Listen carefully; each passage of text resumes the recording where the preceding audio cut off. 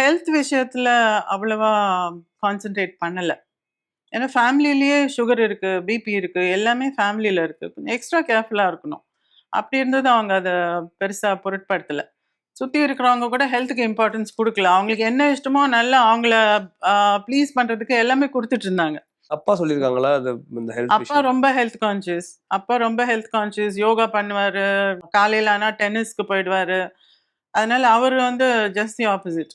இல்ல அது அம்மாக்கு ஏதாவது அட்வைஸ் ஒரு மூவி பண்ணியிருக்காரா அது விஷயம்? பண்ணியிருக்காரு. பண்ணி இந்த ஸ்விம்மிங் பூல் எல்லாம் கட்டியிருக்காங்க பின்னால. "உனக்கு ஸ்விம்மிங் பிடிக்கும். அதனால மீன் மாரி ஸ்விம் பண்ணுவாங்க அம்மா. ரொம்ப நல்லா ஸ்விம் பண்ணுவாங்க." ம். பின்னாலயே ஸ்விம்மிங் பூல் எல்லாம் கட்டி குடுத்து, அப்புறம் ஒரு ஸ்டீம் பாக்ஸ் மாரி ஒண்ணு வீட்ல செஞ்சு குடுத்து, அந்த ஸ்டீம் நல்லது உடம்புக்கு அப்டின்ட்டு.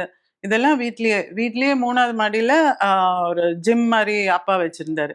எல்லாமே இருக்கு. ஆனா இவங்க வந்து அந்த மூவிலயே இருந்ததுனால, அதுக்கு அவ்வளவா டைம் ஒதுக்கல அவங்க. அந்த ஓகே. மூவிலயே இருந்துட்டாங்க.